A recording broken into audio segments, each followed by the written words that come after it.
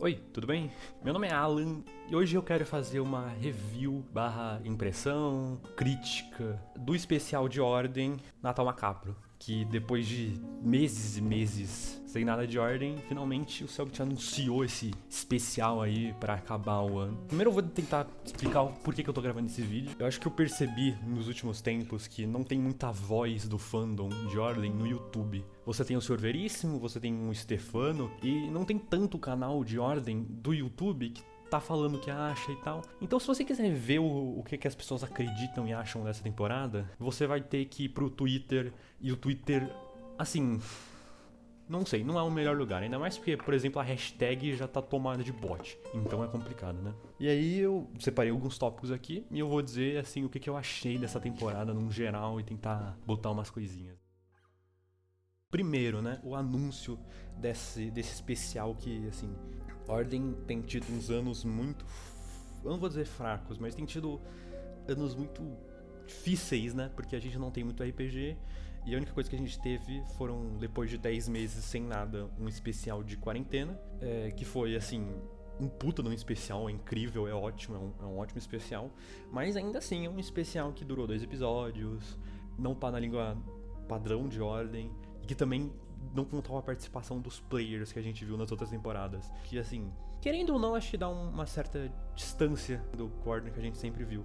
E aí, depois de mais 10 meses sem nada de Ordem, o Cellbit anunciou esse Natal Macabro, né? Eu acho que foi uma ótima jogada dele, porque primeiro que ele fez a mesma coisa que ele fez em Osni, que foi fazer o anúncio do Revelando e dizer no anúncio do Revelando, assim, ó, semana que vem, daqui a alguns dias já vai ter a temporada, pra deixar as pessoas assim, pra deixar o fandom ativo, né? Porque as pessoas já sobem o ânimo por causa do anúncio dos Segredos Revelados, e aí sobe ainda mais por causa da temporada, e aí vai encher de gente, né? Outra coisa que o Cellbit foi muito inteligente foi que, com esse especial, ele conseguiu usar esse meme, entre aspas, de que ele ia chamar todo mundo e milhões de pessoas pra participar do RPG, pra realmente chamar várias pessoas pra RPG, e assim, quando ele lançasse o terceiro spin-off, não ia ter gente puta enchendo o saco dele, falando que, nossa, Cellbit, como que você não botou, sei lá, esse cara que eu queria muito, essa mina que era uma streamer muito relevante.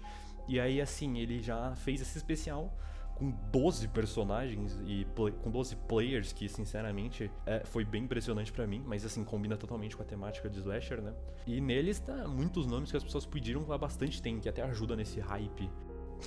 O anúncio desse especial foi um pouquinho de um banho de água fria, porque só pelo countdown ali você já conseguia ver que definitivamente não era o terceiro spin-off. E assim, existe potencial para que o terceiro spin-off só aconteça no final de 2025, o que pra mim seria uma puta de uma tristeza. Eu acho que deixaria o fandom de Ordem, não fandom exatamente, porque a galera que veio depois de Osni tá cagando, eu imagino, mas assim, provavelmente deixaria o fandom velho de Ordem, que vê desde do primeiro RPG, do Segredo da Floresta, provavelmente deixaria esse público que já tá muito amaciado e muito gastado com essa demora toda ainda mais, né?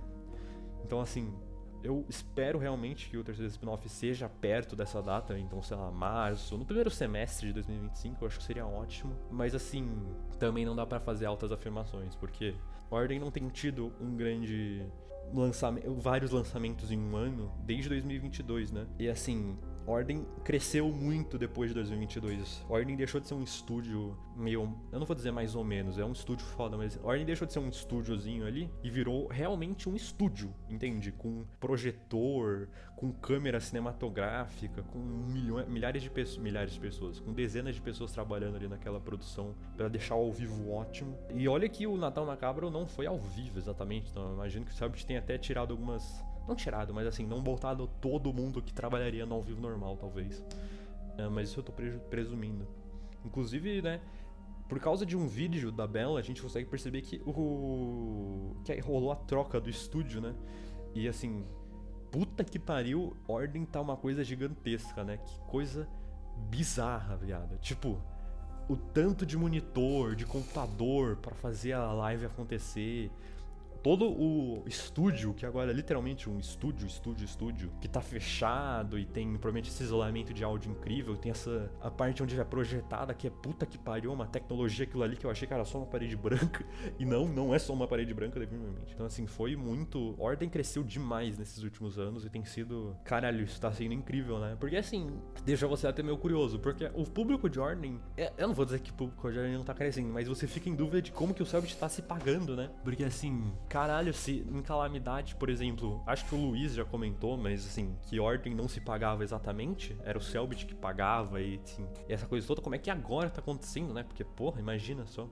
E junto desse anúncio da temporada também aconteceu o anúncio do livro de contos de RPG do Ordem, que foi muito... Assim, finalmente o Ordem tem um livro, né? O Selbit tem falado de um projeto... Não tem falado de um projeto, mas disse, acho que no começo desse ano, que tava trabalhando em uma coisa inusitada pra Ordem. E assim... Eu, pelo menos, eu acho que muita gente também já esperava um livro de Ordem há um tempo. E é uma ideia muito, muito legal. Principalmente porque, assim, não são contos, mas são histórias originais, né? Que também não são canônicas, mas o livro é canônico. Então, os monstros são canônicos Então, basicamente, os monstros são canônicos, mas não as histórias. Assim, nomes fortíssimos da literatura brasileira. E da literatura nerd também, mais ou menos. Eles pra esses contos. O que me deixa triste é o fato dele não ter escrito um conto, o próprio Selbit, porque eu sinto que a escrita do Selbit melhorou muito, muito, muito nos últimos anos. Desde a primeira vez que ele escreveu um conto, entre aspas, que foi para Desconjuração, que foi assim... Que foi que serviu o seu propósito e tal, mas assim, a escrita que ele botou no suplemento de Ordem, que eu imagino que tenha sido ele que escreveu, acho que tá até ali acreditado que foi ele. Assim, aquilo ali é coisa de outro planeta, velho. O Selbit melhorou muito, muito, muito. Aquela escrita é muito imersiva. Pelo menos as descrições das criaturas ali, pra mim, já são, assim, potenciais pra fazer um conto muito bom. Eu não sei se o Selbit conseguiria fazer 50 páginas de um conto, ou manter uma história de 10 páginas com personagens, com uma trama rolando. Eu confesso que eu acho que ele conseguiria, e que mesmo que não conseguiria, ele poderia botar um conto dele ali. Mas eu acho, pelo menos, assim, que às vezes um conto de pouquíssimas, 2, 3 páginas seria... Eu não sei, eu acho que eu gostaria muito de ver um conto do Selbit, de ver como que ele escreve de verdade, literariamente, assim, porque a gente vê a escrita dele como um roteiro pro Ordem, né? Dá pra chamar de roteiro, eu acho. Mas assim, a gente não vê ele escrevendo. Eu pelo menos que ele tenha essa curiosidade de saber como que ele escreve de forma literária. Mas enfim, só pontuar aqui, assim, eu tenho muita curiosidade de ver o Selbit escrevendo alguma coisa, eu queria muito que ele escrevesse alguma coisa. Mas vamos falar do primeiro episódio, né? Acabei de perceber que eu queria marcar os tópicos que eu tinha comentado aqui e eu não marquei. Então eu sou realmente um bosta, né? Que merda. Eu esqueci de ser um youtuber organizado. Vamos falar então desse primeiro episódio e, assim, dar minhas visões desse primeiro episódio. O primeiro, eu queria dizer que a ideia que eu tive no início foi que seriam... Não, a ideia... Acho que todo mundo fez suas teorias de como que seria, né? Esse Natal macabro, porque o Selbit não deu tantas informações como ele costuma fazer e como costuma deixar as pessoas muito interessadas pra ver, né? Durante o primeiro episódio eu achei que teriam sido uma coisa de, assim, talvez todo mundo morrer ou as pessoas se esconderem e os próximos episódios serem uma equipe da Ordem. Fazia muito tempo que a gente não via a Ordem de verdade, porque assim, fora os agora 20 meses, assim, quarentena não teve a Ordem, então assim, fazia muito tempo que a gente não via a Ordem. E Sinais do Outro Lado mostrou uma ordem antiga, então assim, não é exatamente a ordem. Mas enfim, o que eu quero dizer é que fazia tempo que as pessoas não viam a ordem no RPG. O Selbit anunciou que seriam, né? Quer dizer, o Selbit não anunciou. Finalmente teve um slasher de ordem também, né? Eu não sei por que. Eu acho que até na verdade meio conveniente, mas algum tempo atrás eu tinha pensado que seria muito legal que Ordem realmente tivesse um slasher. Pareceu interessante, já que assim... A gente tem visto muito personagens sobreviventes e slashers, esse tipo, parecia um terreno muito fértil pra você jogar de sobrevivente em Ordem. Ainda mais porque, assim, no suplemento teve, acho que foi intencional do Selbit. Não foi não foi do Selbit. Mas assim, no suplemento de Ordem, uma das ameaças da realidade era acho que um serial killer. A partir daí plantou uma ideia de que realmente que teria um slasher em Ordem e tal. Eu inclusive escrevi acho que eu não cheguei a escrever, mas eu pelo menos fiz os mapas e preparei pra tentar fazer uma campanha minha de um slasher de Ordem. Não cheguei a fazer, mas assim, Eu tava com vontade de ver um slasher de Ordem, foi legal receber essa notícia. Mas assim, eu diria que eu acho que agora deu. O que eu quero dizer é que, tipo, a gente tem visto muito sobrevivente em Ordem. Teve Osni, teve Quarentena, agora tivemos Natal Macabro. Assim, é muito tempo que a gente não vê agentes e tal. Eu acho que deu, sinceramente. Eu pelo menos estou um pouco fatigado dessa classe, desse trope. Porque assim, justamente a falta de querer ver um personagem a ordem de verdade ali, né? Mas também o uso exagerado, não exagerado, mas o uso recorrente da classe de sobrevivente tem sido um pouco maçante depois de um tempo. Você fica com vontade de pelo menos ver alguém que tem uma arma, ou talvez que... eu não tô dizendo que eu quero um combate exatamente, mas assim, ver pessoas que conhecem o paranormal pra mim é muito interessante, já que assim, é uma história, uma narrativa paranormal, e não tem... Pelo menos pra mim, quando os personagens que você tá acompanhando não estão amarrados com um desses temas de ordem, que é o sobrenatural e tal, fica um pouquinho, não estranho, mas assim, eu acho que a narrativa se segura um pouco pra trás quando isso acontece. Bom, esse primeiro episódio foi bem... Assim, eu tenho uma opinião, um take que eu queria dar, mas eu acho que eu vou esperar chegar o segundo episódio pra eu dizer isso. Mas assim, foi um episódio interessante, muito divertido pra mim, sinceramente, porque o elenco... Deu pra perceber que o Selbit provavelmente não fez um playtest com esses personagens. Talvez tenha sido um pouco pela correria que aconteceu esse RPG. Quer dizer, não dá pra saber como é que foi. Mas o Selbit imagino que não tenha feito um playtest, pelo menos não um playtest em que as pessoas estavam interpretando. Isso fez efeito, assim, deu pra ver que as pessoas estavam meio nervosas. O Brino, a Bella, a Jink, no comecinho ali, né? Quer dizer, a Jink... Bom, deu pra ver que algumas pessoas estavam um tanto nervosas e estavam um pouco quietas, eu acho. Mas depois de um tempo, assim, as pessoas se soltaram, enfim, como acontece num RPG normal. Esse primeiro episódio, ele foi o padrão de um primeiro episódio de Ordem antes desses playtests, né? Que era aquela coisa meio lenta, um pouquinho mais chatinha, talvez, porque as pessoas estão criando as dinâmicas ali na hora. E assim, bem quando as pessoas estavam começando a criar as dinâmicas delas, bum, né? O mutilador noturno aparece e começa a ação e, enfim, toda aquela coisa do episódio. Eu não sei dizer se o episódio fez um trabalho tão bom em criar um mistério. Sinceramente, eu não sei. Porque eu acho que eu já fiquei mais curioso com outras coisas de Ordem antes. E esse episódio não foi um episódio que eu fiquei, assim, maluco pra saber o que acontecia. Talvez porque o mistério desse spin-off esteja relacionado com o terceiro spin-off e não dava pro Selbit ter dado muito. Mas, assim, a investigação deles me deixou curioso, mas não me prendeu daquela forma inteira. Não me prendeu completamente, assim. Não tinha tantos elementos que me deixaram... Meu Deus, eu preciso saber o que aconteceu nessa casa. Eu não senti isso na hora. Senti isso no final, na verdade, no último episódio, mas no primeiro eu não senti. E o Mutilador Noturno é outro bom caso. Acho que talvez eu fale isso mais pra frente, mas não, eu vou queimar agora o filme. Vou tirar esse band-aid agora. Eu acho que o Mutilador Noturno começou muito pouco carismático. Ele começou genérico, obviamente, o que foi intencional também, obviamente, né, gente? O Selbit queria fazer um Jason da vida, que ia matar as pessoas e tal, e ficar quieto e essa coisa toda pra slasher. Mas assim, o Mutilador Noturno começou como justamente um cara forte, quieto, que matava e não tinha personalidade, não era muito especial de qualquer forma. E depois do segundo episódio que a gente viu o Aguiar de verdade, né, o personagem por trás daquela máscara, e depois do terceiro episódio que a gente viu ele lidando com o Ricardo e a morte de um dos cachorros dele, que deixou ele muito mais interessante, eu vou dizer que o Mutilador Noturno foi muito legal ver ele crescendo, entre aspas, a gente se descobrindo ele, porque ele ficou muito mais carismático e divertido de assistir pro final, mas nesse começo eu achei ele meio chatinho. Isso é um outro ponto forte, eu acho que deixa esse episódio não tão bom assim pra mim, que foi como que pra mim que tava assistindo, não vou falar pra gente porque com certeza isso não é uma opinião que todo mundo tem, esse primeiro episódio não teve tantos elementos paranormais, pelo menos não no começo, não começo obviamente não ia ter, não muito contados pra você, entende?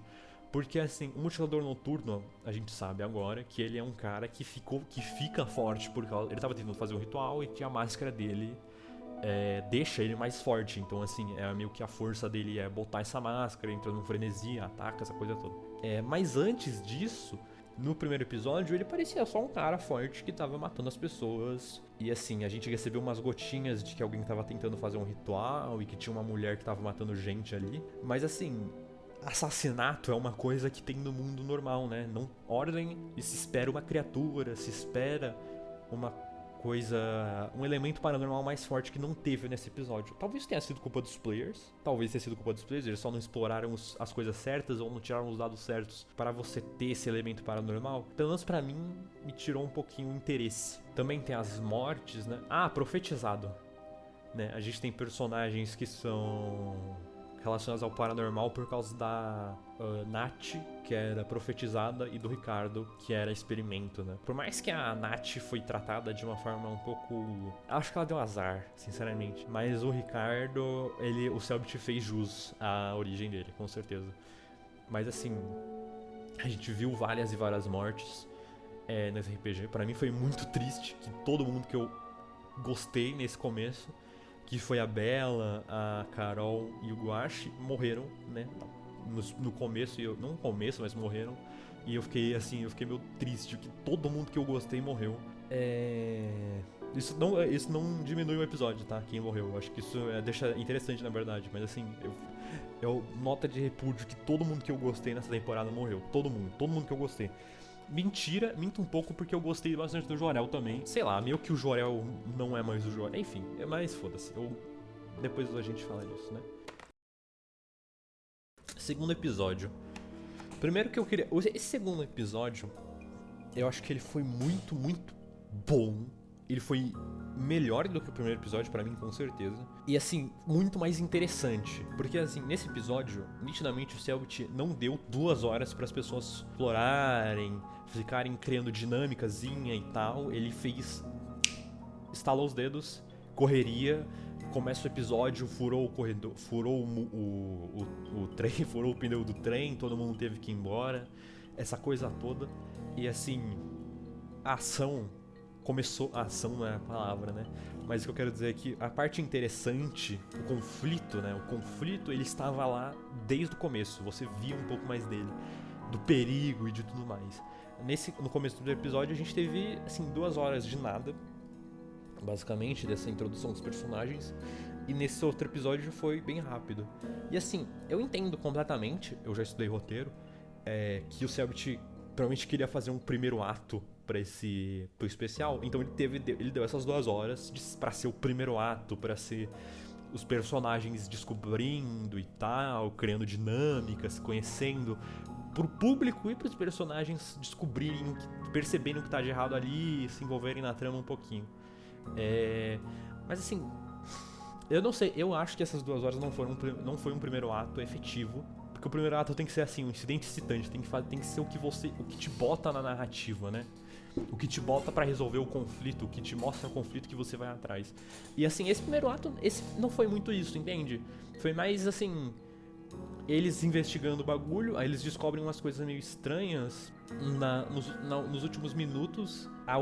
E assim, começa a coisa. Mas assim, desculpa, mas assim, sei lá, eu acho que essas 2 horas que estavam no primeiro episódio foram meio desnecessárias. Mesmo que tenha sido pra cumprir um propósito de roteiro, eu acho que se o Cellbit tivesse feito as coisas mais ágeis, teria sido muito mais interessante. Justamente porque, assim, esse tempo que ele deu pros personagens se envolverem não ajudou em muito. Tipo, você percebe que eles começaram a criar umas dinâmicas, mas logo morreu todo mundo e as dinâmicas foram meio que resetadas, né? E no segundo episódio, esse tempo de criar as dinâmicas, ele foi usado, assim, ao mesmo tempo que o conflito tava lá. Então, eles já estavam presos ali, já tinha o perigo de uma pessoa, de um assassino, as coisas já estavam muito mais ali na frente. Inclusive, eu acho que foi bom pro episódio que eles demoraram meia hora nessa porra desse ônibus, porque assim, se eles tivessem ido direto pra lá e sido atacados pelos cachorros, eu acho que esses personagens iam ter ficado um pouquinho mais ou menos, né?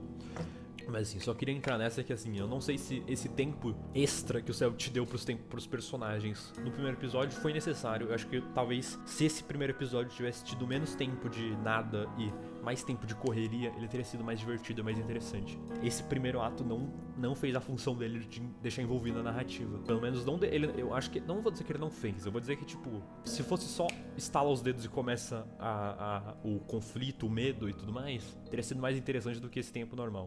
Mas assim, esse segundo episódio, além dele ser superior por causa do pacing do episódio, eu acho que ele foi superior também porque, assim, o Brino é muito engraçado, a Maitê é muito engraçada, a Lorena é muito engraçada, o Ted é um ótimo jogador de RPG, não sei se já jogou antes, me parece que sim, mas assim, dá pra ver que o Ted, ele tá realmente tentando contar a história, né? E não fazendo isso de uma forma que ele não escuta os outros. Eu vou dizer, ele não tá fazendo isso do jeito que as pessoas fizeram de Desconjuração, né? Que é tentar contar uma história, mas assim, sem os outros. Eu acho que ele conseguiu tentar criar dinâmica, falar com as pessoas, tentar mover a história pra frente. Ele conseguiu ter poder na narrativa. E assim, foi muito divertido. Eu acho que o Ted foi um ótimo jogador. Assim, tentando descrever as ações do Joto e assim, sendo um cara muito narrativo, né? Eu acho que ele foi ótimo. E também movendo a narrativa pra frente, porque assim, acho que é sempre bom ter alguém que vai lá e faz as coisas, sabe? Mesmo que exatamente não faça o sentido que deveria fazer, o que eu acho que não é verdade, eu acho que o personagem dele faz sentido, porque ele é um youtuber e quer descobrir as coisas. É legal ter alguém que vai fazer a narrativa andar e não deixar ela parada ali, tipo, aí todo mundo vai ficar no ônibus sem fazer nada, não, vamos lá ver o cara. Enfim, só apontar o quanto eu achei o Ted ótimo. O Killer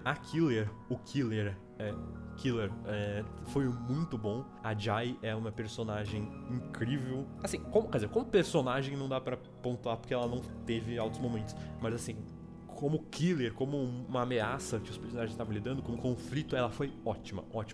Porque assim, o Mutilador, ele era pra ser um cara que não era muito original, pra criar o trope de slasher e tudo mais. Mas a Jai, o Celt se soltou, então ele fez alguém original. Ele fez o X flutuando, a roupa toda preta, essa parada dela ser super ágil, matar com uma faca e ir embora. Assim, ela tem muitos elementos de slasher nela. A faca, assim, acho que me lembra Ghostface um pouco, talvez. Eu acho que era legal pontuar isso aqui, mas eu não sou o foda dos slasher, tá? Não sou, definitivamente não sou. Ela tem muitos elementos de slasher, mas ela é muito original e muito legal de ver. Sim, diferente do Mutilador, ela tem elementos paranormais. Ela tem os elementos paranormais dela.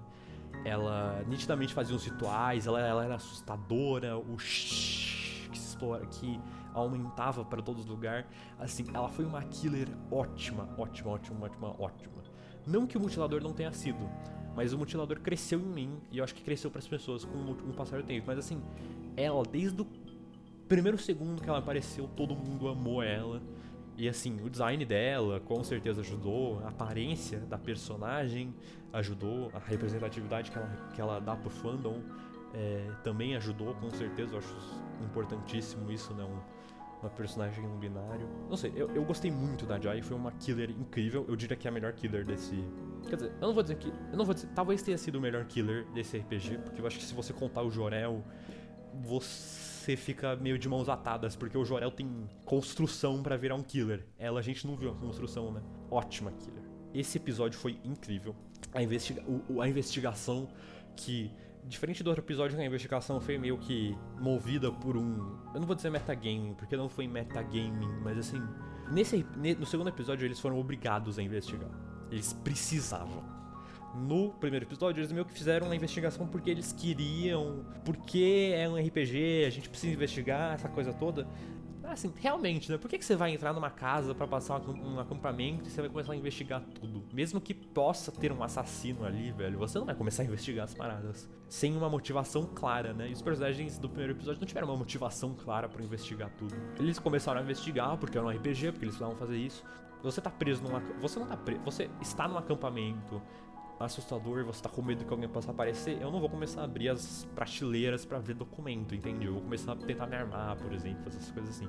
Mas eu tô falando de mim. Eu acho que as pessoas não vão concordar nessa minha opinião, com certeza. E o take que eu queria dar é que eu acho que o segundo episódio seria um primeiro episódio melhor do que o primeiro episódio. Eu acho que se a história fosse cronológica, ela seria mais interessante. Porque assim, o segundo episódio é muito, muito mais interessante. Ele me prendeu muito mais. Entenda que eu vi o primeiro episódio no meu computador, na minha casa, com internet, com tudo ali. E o segundo episódio eu fui ver no meu celular enquanto eu tava operando a mudança da minha casa. Então, para o segundo episódio ter me botado no interesse ali foi bem mais... Eu acho que ele foi um episódio que fez tudo muito melhor. Eu não sei, eu acho que ele teria sido um primeiro episódio muito melhor que o primeiro episódio. Que te deixaria mais interessado pela história, pelo que tá acontecendo ali. E também porque, assim, a coisa de não ser cronológica era que o Cellbit ia deixar você um pouco... ia dar um twist, né? Você ia pensar, não, vai aparecer a galera que tava ali antes. Mas assim, todo mundo sabia que isso ia acontecer antes. Todo mundo percebeu isso durante o episódio. Tá, vai realmente aparecer o primeiro grupo que tava ali, né? E fora, obviamente, as pessoas já saberem, acho que a curiosidade de você querer saber o que aconteceu ali antes não é tão recompensadora quanto o fato de você, por exemplo, querer saber o que aconteceu com os personagens da primeira campanha, do primeiro episódio, do segundo episódio, ao longo do primeiro, entende? O que eu quero dizer é que, assim, se tivesse tido esse primeiro episódio, todo mundo tivesse acabado preso no sótão, ou em algum lugar porque eles não sabem onde é, que o Cellbit poderia ter feito isso, inclusive, prendido eles e tampado a cara pra você não saber onde é. Acho que isso deixaria muito, muito mais legal. Usaria o elemento do gravado, né? Porque o Cellbit, o que ele fez? Ele gravou o segundo episódio e usou o elemento do gravado pra conseguir botar os elementos do segundo episódio no primeiro episódio. Então, assim, rolou o primeiro episódio, rolou o segundo episódio, eles ficam presos, ninguém sabe onde eles estão. Acontece o primeiro episódio, aí todo o chat, todo mundo fica, caralho, cadê esses caras? O que tá acontecendo, mano? Quando que vai aparecer eles? Onde eles estão, Jesus Cristo? Eles estão pela casa? E cada elemento da presença do primeiro grupo teria sido muito mais interessante. Eu acho que teria sido muito, muito, muito melhor. Mas assim, só dando meu take aqui, o que eu acho que seria melhor pra essa temporada. Às vezes, não deu pra fazer, enfim, vai saber. Essa temporada foi corrida. O Guto foi ótimo. Assim, player novo, é bom pontuar, mas o Guto foi ótimo. Não foi só... O Brino ficou quietinho, né? Deu pra ver que eu acho que ele ficou um pouco intimidado, talvez. Não sei, ele ficou meio pá. Talvez por estar jogando RPG pela primeira vez e assim, como alguém que pediu muito pra participar ali, eu acho que eu também ficaria muito tímido. Ele foi bom nos momentos que ele falou. Eu acho que ele teria, se ele fosse um personagem de uma campanha de verdade que estava se desenvolvendo e com o tempo ele seria assim um fan favorite, com certeza. Com certeza. A Lorena também jogou demais. Nossa, a Lorena foi incrível esse episódio. Muito carismática, muito, muito, muito carismática. A Maite eu já falei, né, mas ela é ótima também. Enfim, os players foram ótimos. Não vou dizer qual que é meu grupo preferido. Dos três, né? Tecnicamente tivemos três. Esse segundo grupo foi ótimo. O primeiro grupo também foi muito bom. E o terceiro grupo foi interessantíssimo.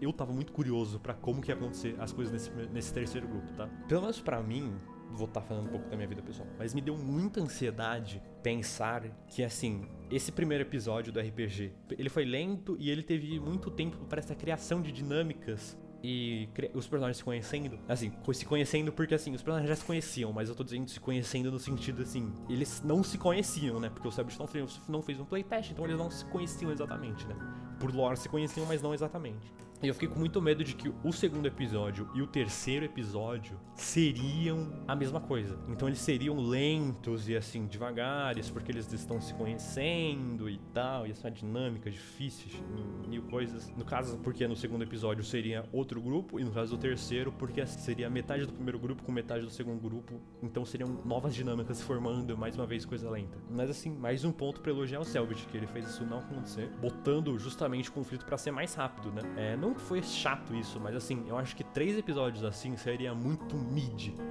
Seria uma temporada meio medíocre se assim, fosse todos os episódios com eles se conhecendo. Esse primeiro episódio foi o primeiro episódio de RPG normal, que é um episódio mais lento, não tão interessante, com os personagens muito enferrujados.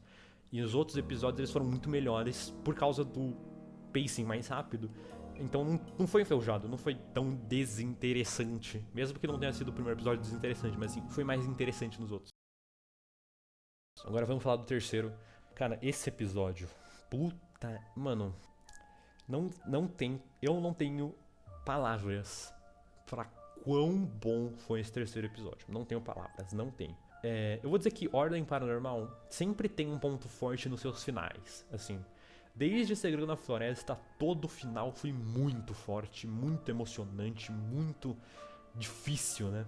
Pra mim, Último episódio incrível. Incrível. O Cellbit conseguiu manter a bola. Eu tô falando do Cellbit, eu tô desrespeitando, né, a equipe de roteiristas, que eu acho que são 2 pessoas além dele, mas a equipe de roteiristas. Os roteiristas, eu vou falar assim agora pra concluir, o grande Stefano e o outro. Desculpa, outro. Eu acho que eu não acompanhava o cara, então eu não vou nem saber de cabeça, desculpa. Mas enfim, cara, os roteiristas manteram a bola lá no alto. Lá no alto. Eu vou dizer que o primeiro episódio, esse terceiro episódio, a metade dele foi assim. Foi indo, né? Foi indo. Interessante, mas assim, não super. Eu não tava preso, eu não tava me segurando na cadeira nessa primeira metade. Mas assim, cara, a partir do momento que o Ricardo ficou doido, né? E teve o ataque dele. A partir do momento que os killers apareceram, aquele episódio ficou outra coisa. Aquele episódio ficou maluco. Porque assim, gente, como eu disse no começo do vídeo, eu estava me mordendo. Eu estava em sofrimento porque eu queria muito ver a Ordem. Muito ver a Ordem. Eu não tô dizendo tanto de personagens, mas eu queria muito ver a Ordem Realitas, entende? Ela não aparece no RPG. Em Sinais do Outro Lado a gente não viu a Ordem Realitas, a gente viu a Ordem dos anos 90. E assim, não foi tão interessante, eu digo, porque não era a Ordem. E os personagens que a gente viu ali também não eram os personagens, né? Porque eles eram mais novos, eles eram diferentes. E aí teve um ano inteiro sem RPG, sem a Ordem, outro ano inteiro sem a Ordem, só com a Enigma do Medo e tal.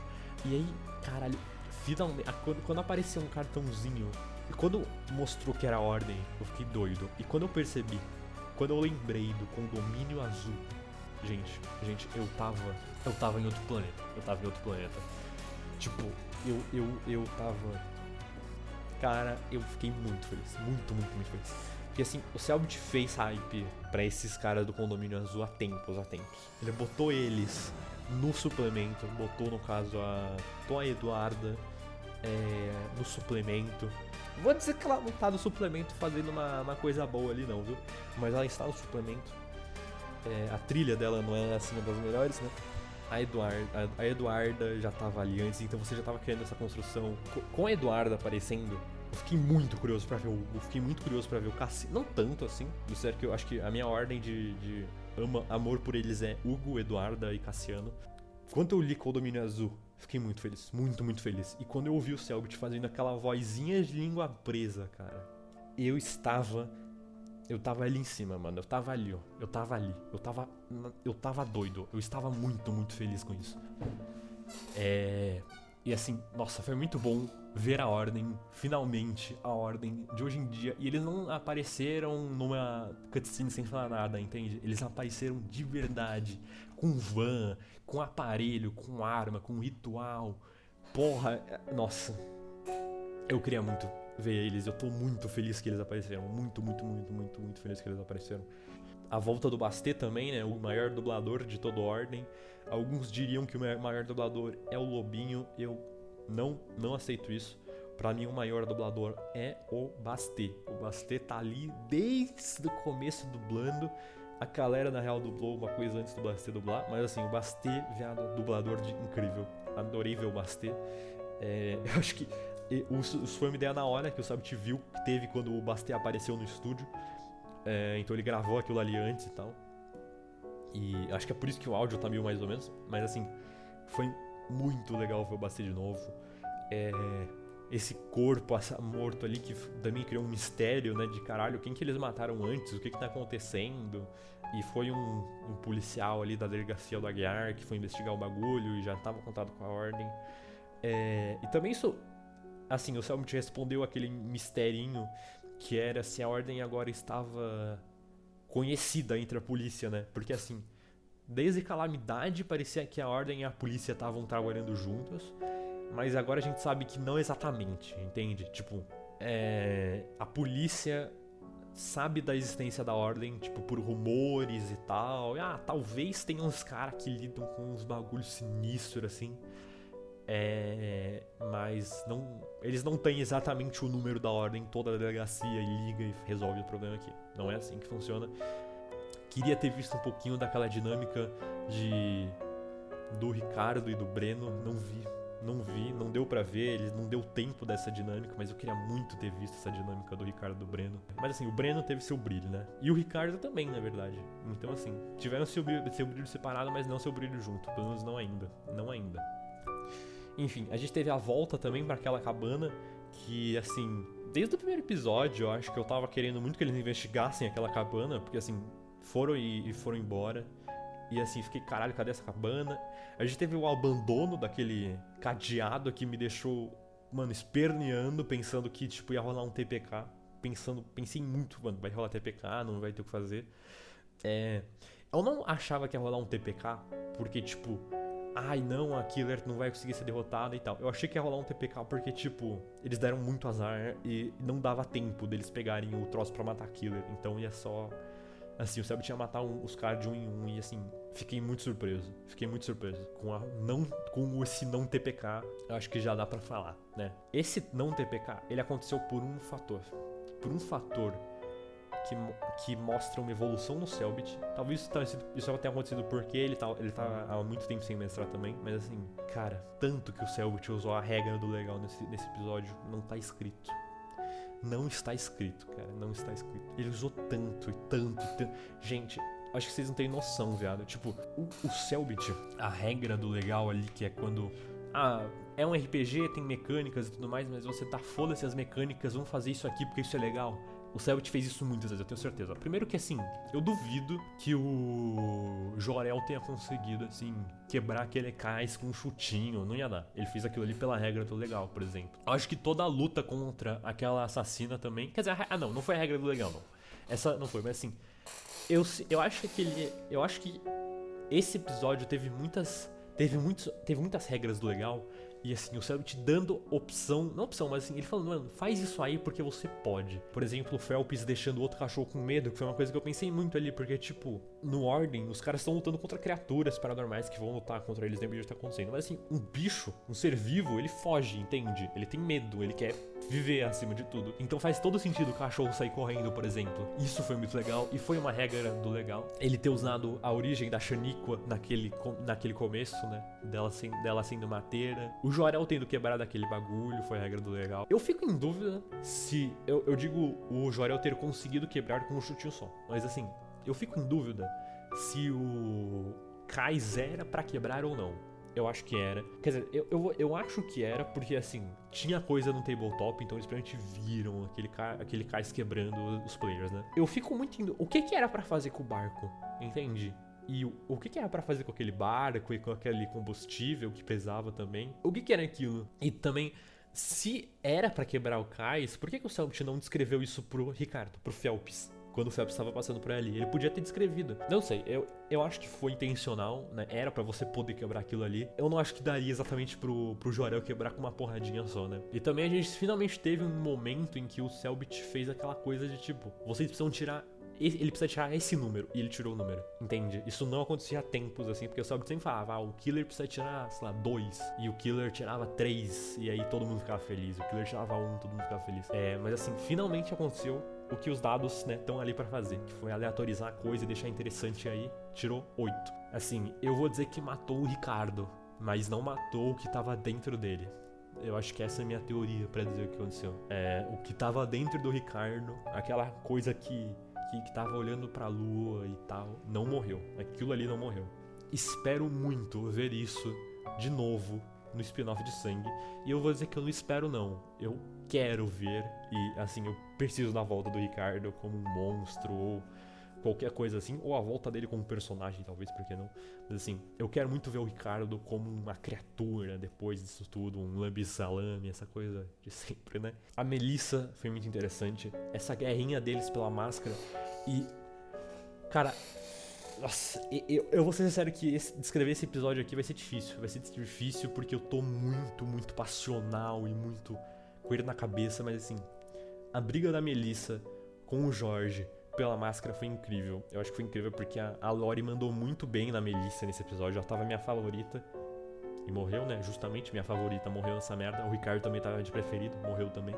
Ela mandou muito bem a Lori com a Melissa. E essa briga deles pela máscara também foi muito interessante.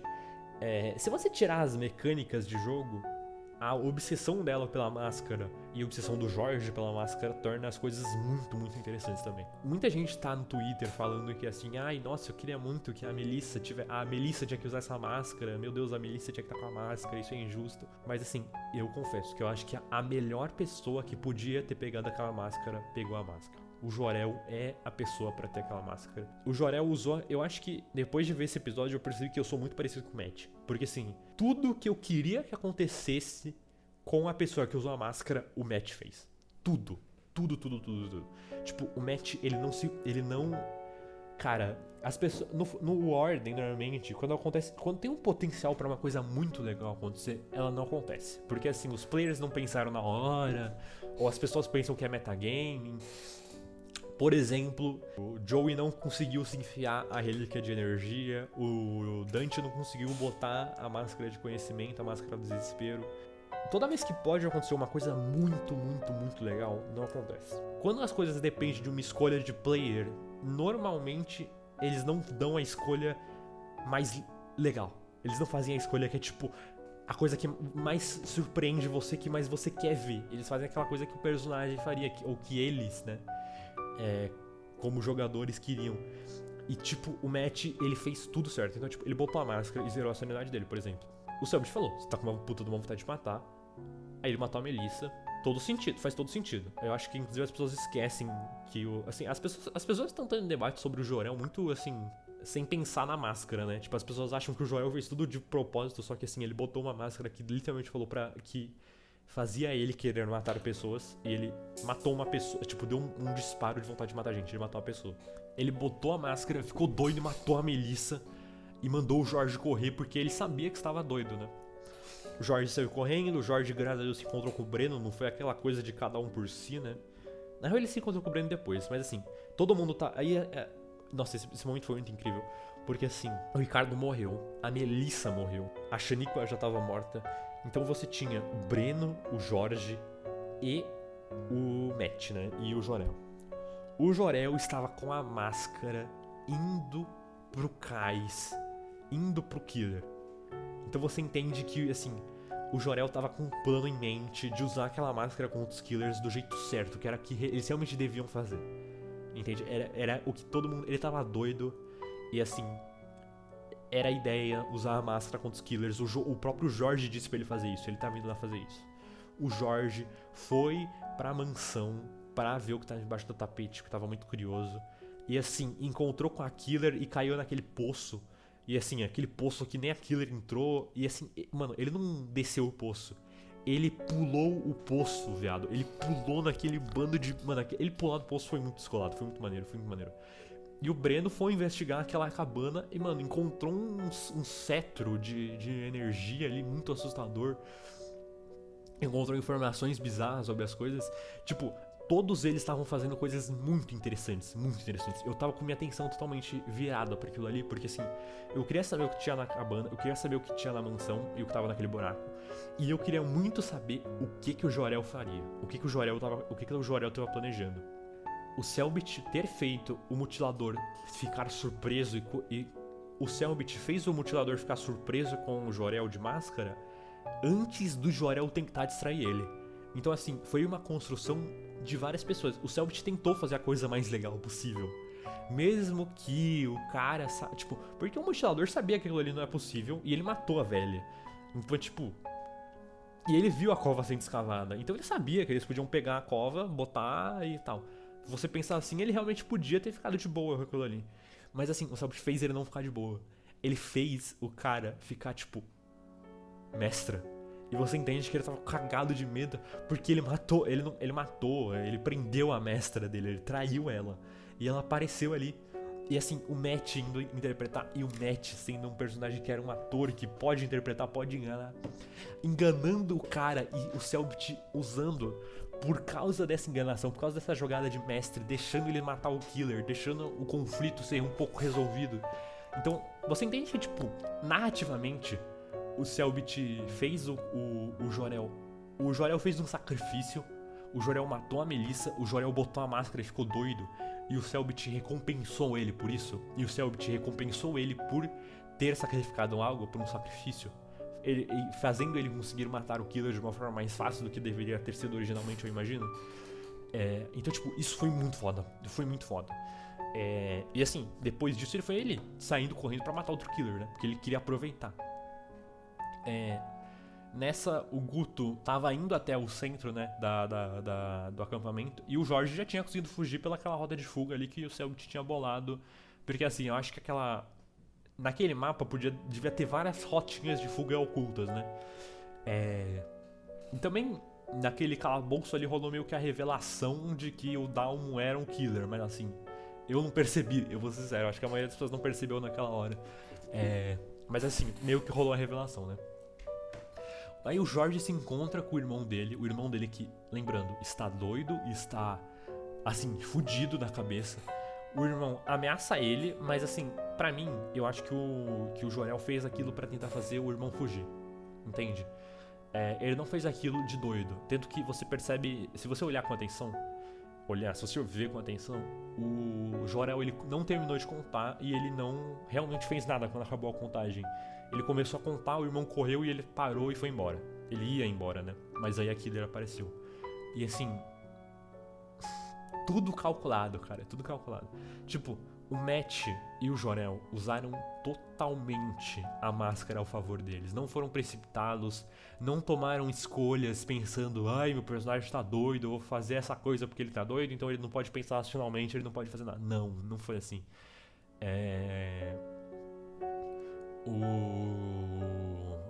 O Matt jogou o jogo que o Cellbit estava planejando ali. Ele e o Cellbit construíram uma cena muito, muito interessante. E assim, o Jor-El e o Jorge estavam criando uma coisa muito interessante também por causa do conflito deles. O Breno estava muito interessante, porque assim, o Breno era a única pessoa racional ali naquela coisa ainda. Eu diria que o Breno era a única pessoa que você queria que sobrevivesse. Eu pelo menos queria que... De todo mundo ali era arrombado. Só o Breno era um coração bom. Era uma pessoa que você estava ligado emocionalmente. O Breno era a gente. Eu acho que nessa narrativa desse terceiro episódio, que ficou muito interessante, o Breno espelhou o público. O público consegue se ver no Breno, porque o Breno é um cara tranquilo, um cara que não sabia o que estava acontecendo ainda, que só queria ir embora, sobreviver, e tinha tipo uma trama de irmão super complexa assim. E o Breno tava lá tentando, mano, vendo aquilo, mas ainda assim com medo. Então ele era a gente, né? O Breno era a gente.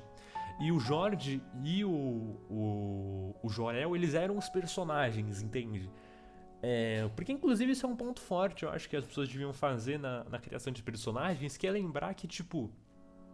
Gente, ele é um personagem, não é uma pessoa. Então você não tem que realmente agir de uma forma que uma pessoa agiria sempre, entende? Às vezes, é até mais interessante se você fazer alguém que não é normal, entende? Alguém que age que nem um personagem, que é meio unilateral e assim... Não tão complexo e tão cagão quanto uma pessoa normalmente é. Pelo menos pra mim, eu acho que é mais interessante quando eles fazem assim. Mas assim, o Breno ainda foi interessante por ter sido assim, né? E assim, cara, viado, quando os dois fugiram, o Jorge e o Breno estavam indo embora, e eu pensei, talvez vão embora. E o Matt falou, eu vou lá e dou um tiro. Eu puxo, né, primeiro. Nossa, gente, regra do legal. Regra do legal. O Cellbit simplesmente deixou ele puxar a máscara dela. Porque sim, só porque seria legal pra deixar ela fraca e abriria o interesse do público muito maior. Porque o público, assim, o Cellbit, a regra do legal nesse episódio fez o público não perder o interesse. Porque assim, eu pelo menos sabia que se eles tirassem a máscara eles iam ficar fracos. Então, tirar a máscara era a jogada inteligente. E quando ele tira a máscara, você fica interessado. Você pensa, caralho, finalmente vai acontecer. Eles finalmente vão ali resolver o bagulho, tem uma chance. E, velho, tira a máscara. Mano, o Jor-El deu um puta de um dano naquela mulher. Deu um dano gigante com a pistola, com o revólver nela. E assim, aí você pensa, o Jor-El deu um tiro nela e eles começaram aquela acrobacia e tal, que é uma mecânica muito interessante, né, que eu não vi no suplemento. Eu acho que tá no suplemento, com certeza deve estar, mas eu passei direto, assim, eu não reparei nela muito. E aqui é uma mecânica super interessante, e essa mecânica tava possibilitando o Jor-El acertar ela. Então assim, essa mecânica, ela tava igualando o jogo.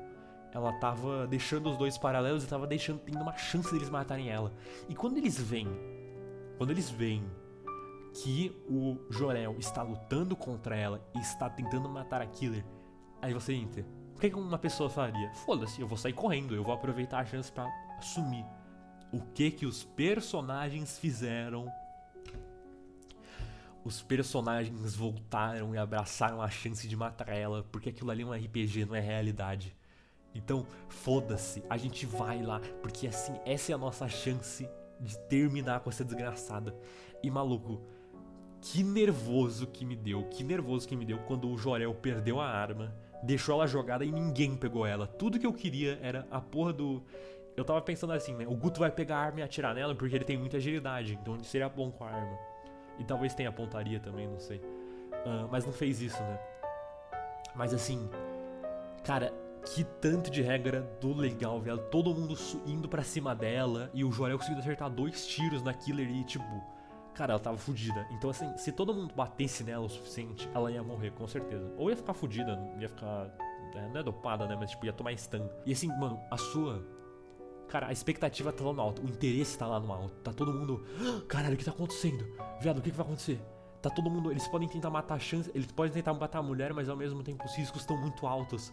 Porque o Jor-El tá todo fudido... Porque o Jor-El tá com vida alta. Mas assim, o Breno e o Jorge estão com uma vida muito baixa. Então se eles tomarem dano, eles morrem. E se o Jor-El ficar sozinho, ele também provavelmente vai morrer. Porque ele perdeu a arma. Então assim... Cara, o interesse do público tá lá no alto. O Cellbit conseguiu... Talvez sem querer, vou falar que foi sem querer, jogar todo o interesse das pessoas no alto. Falar, mano, altos stakes, né? Uma aposta fodida, viado. Eles iam lutar contra ela, eles podiam matar ela e acabar com o conflito. Ou morrer ali, viado. E eles estão nesse conflito, nesse confronto super complexo. E caralho, eu quero ver, vai morrer. E aparece. E aí o Cellbit fez o que ele faz de melhor. Fez uma coisa que ele não conseguiu fazer nessa temporada. Ele deu um twist. Ele mostrou pra gente uma coisa que era inesperada, que ninguém sabia o que ia acontecer. Que foi o Dalmo, o motorista do ônibus gigante que todo mundo tava achando que era o Papai Noel, que era da Ordem. Aparecer que nem um killer. E assim, quando ele apareceu, a primeira coisa que eu pensei foi tipo... Primeiro eu pensei, fudeu. Depois eu pensei, tá, eles matam ela e saem correndo. Porque ele deve ser lento e tal. Eles matam ela e saem correndo. E aí, tipo, é mata-mata contra o bicho e é isso. Vai virar DBD contra o bicho, né? Mas não, cara. Tipo, apareceu aquilo ali e você ficou... sabe o que é melhor?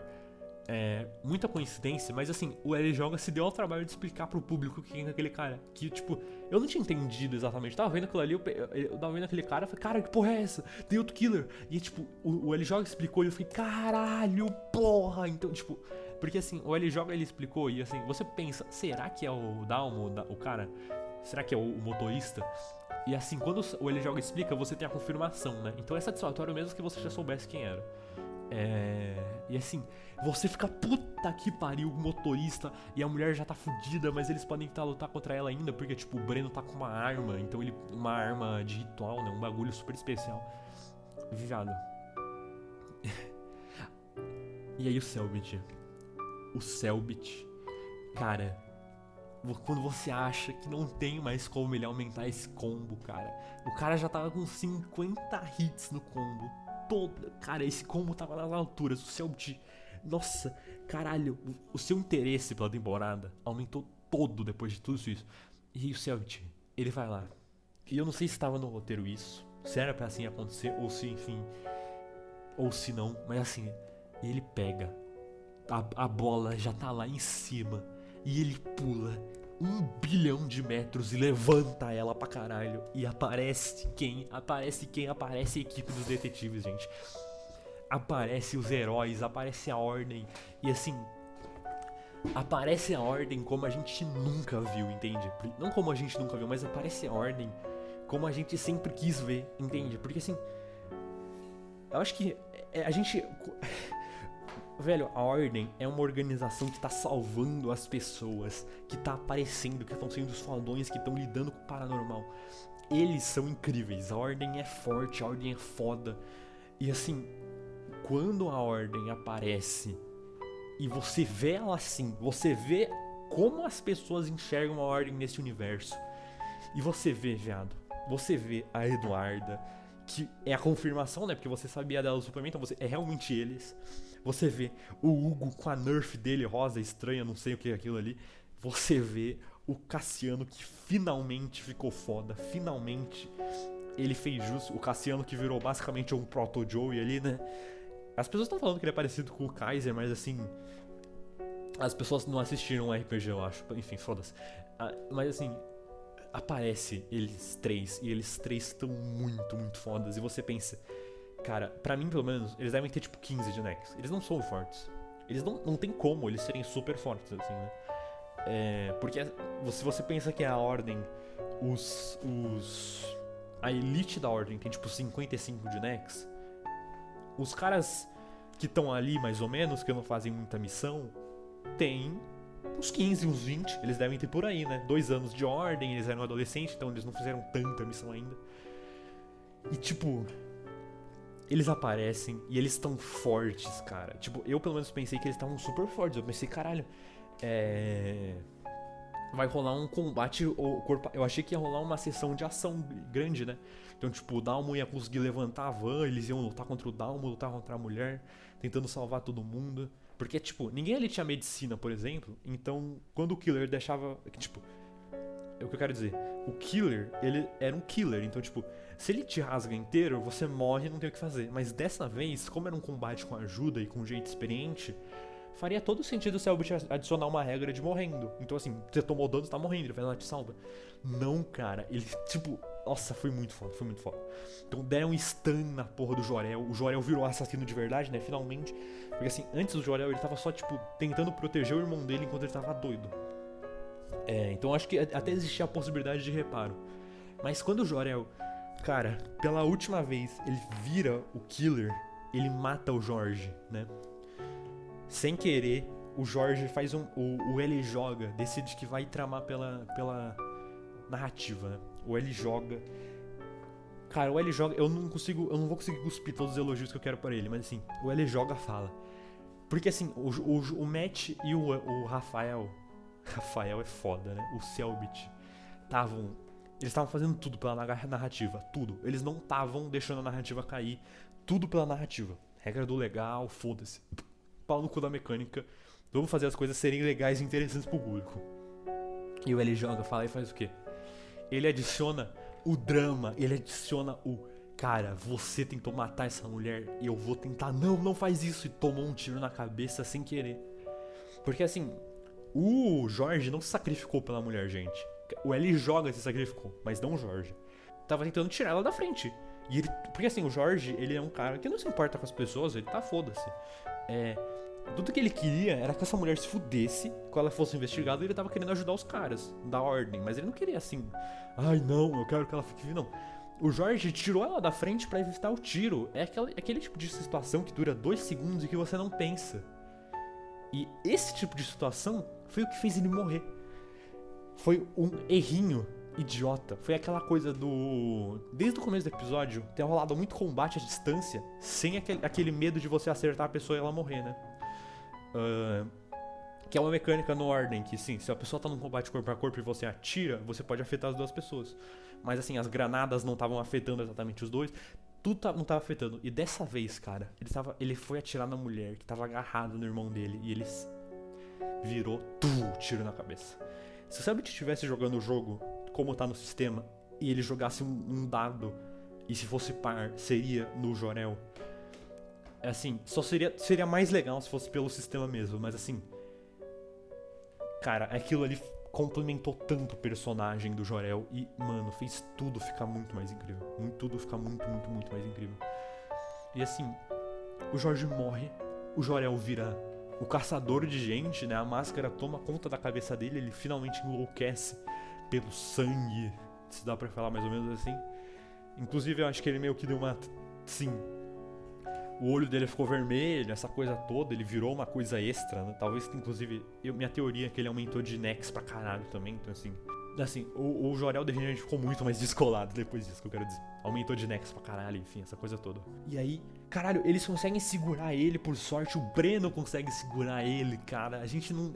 Não é porque tem gente muito forte que o Breno some, que o Breno perde a agency dele, que perde o poder da narrativa. Não, ele ajuda, ele segura a porra do Jor-El. Os outros conseguem prender a assassina. Cara... Mano, Absolute cinema. Eles prendem os dois assassinos, finalmente, o Breno tá salvo. E ali os caras falam, você quer entrar pra ordem? O Selbit fala, né, você tem uma escolha, Breno.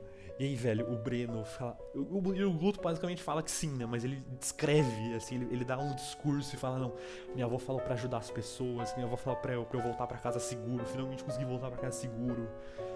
Cara, eu quero muito ver o Breno, e eu quero muito ver o Jor-El. Eu acho que esse especial, ele vai ser vital pro público novo de Ordem entender uma coisa que, assim, as pessoas não dão todo o valor que elas deviam, que é o poder de um desenvolvimento a longo prazo, de time skip, de você ver o personagem depois de uma temporada, depois de um especial.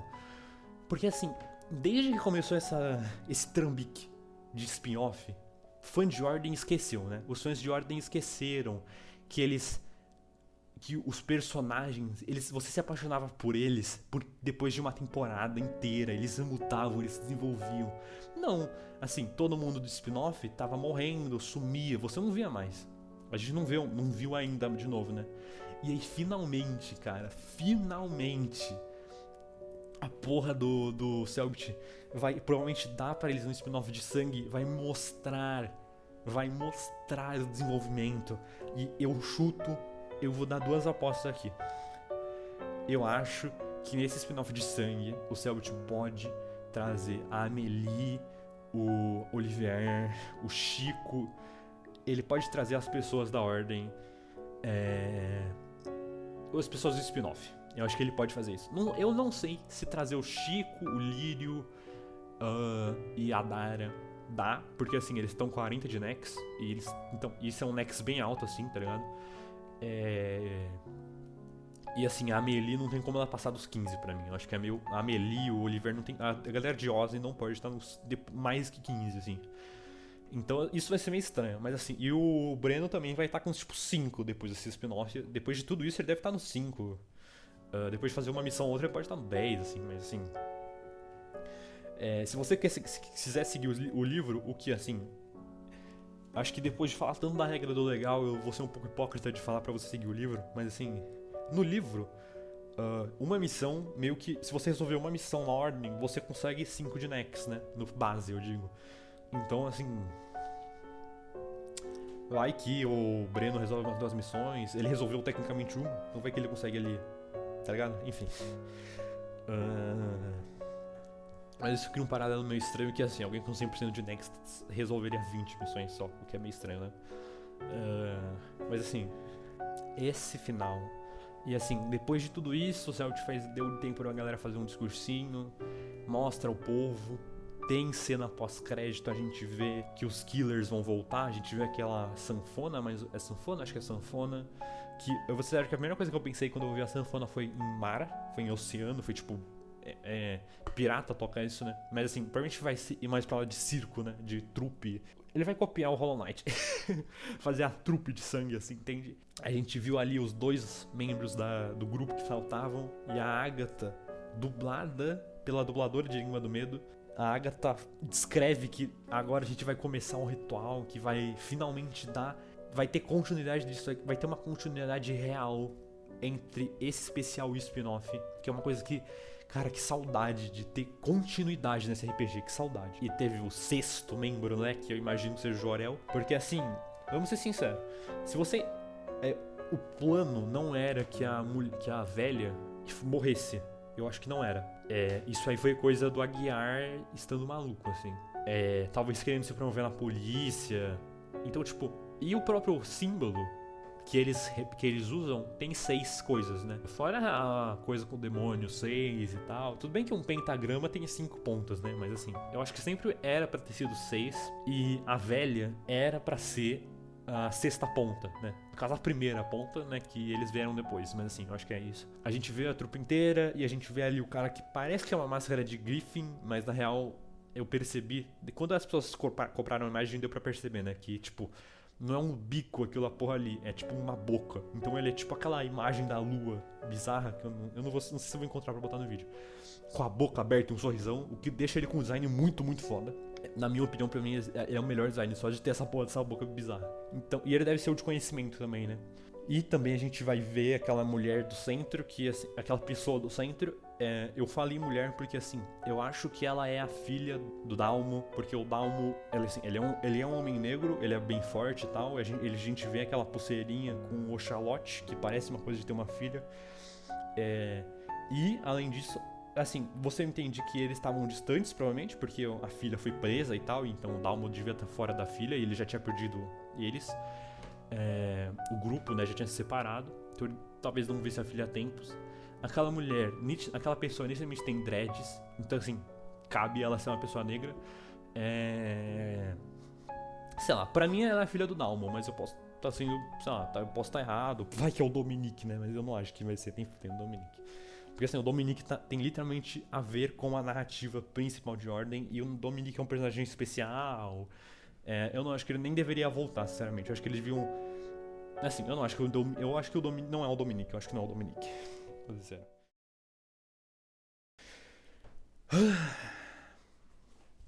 Cara, foi 1h25 de bruto. Aqui. Maluco. Mano, que foda. Que foda. Gravar esse vídeo foi bom. Eu que tava há um tempinho aqui querendo gravar essa porra. Eu espero que eu não perca a queimada, né? O tempo, o timing de postar esse vídeo aqui.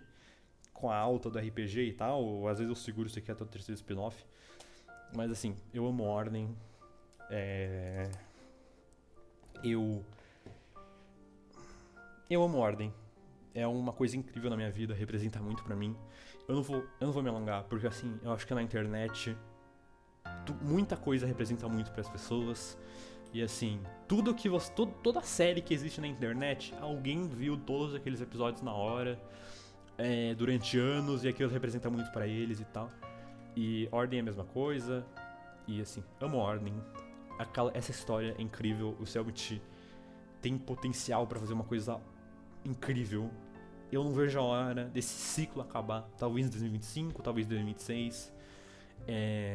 De ver essa primeira campanha de Ordem, essa primeira narrativa de Ordem se acabar. Minha aposta é que depois que Calamidade acabar, o Selbit vai fazer tipo uma campanha 2 de Ordem e começar uma história diferente, talvez no universo.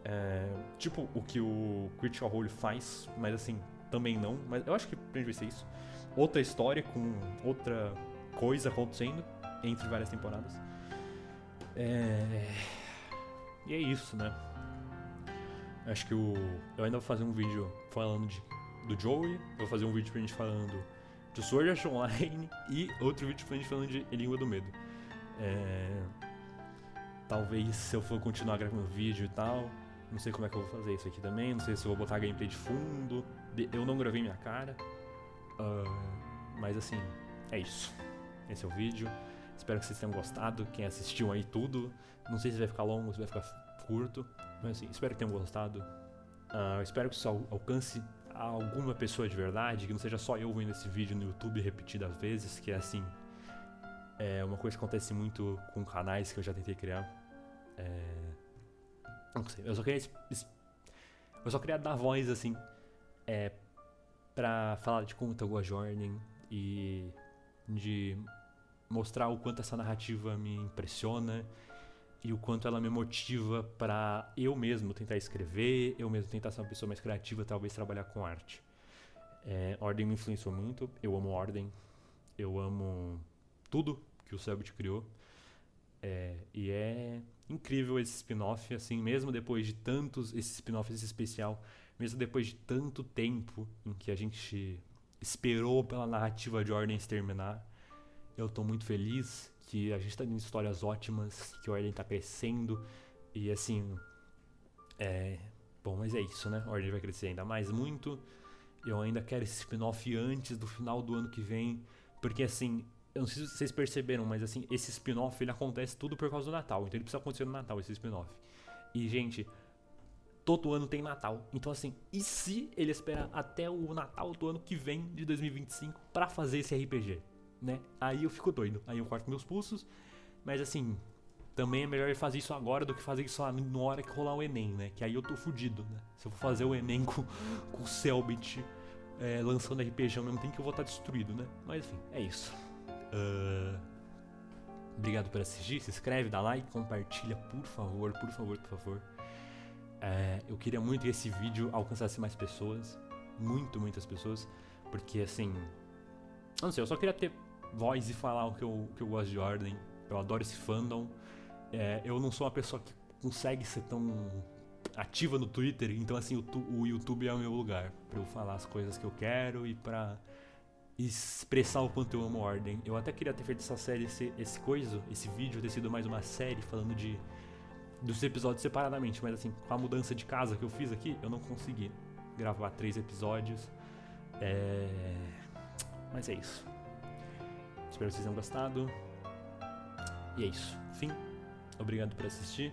Se inscreve no canal, dá like e compartilha. É isso.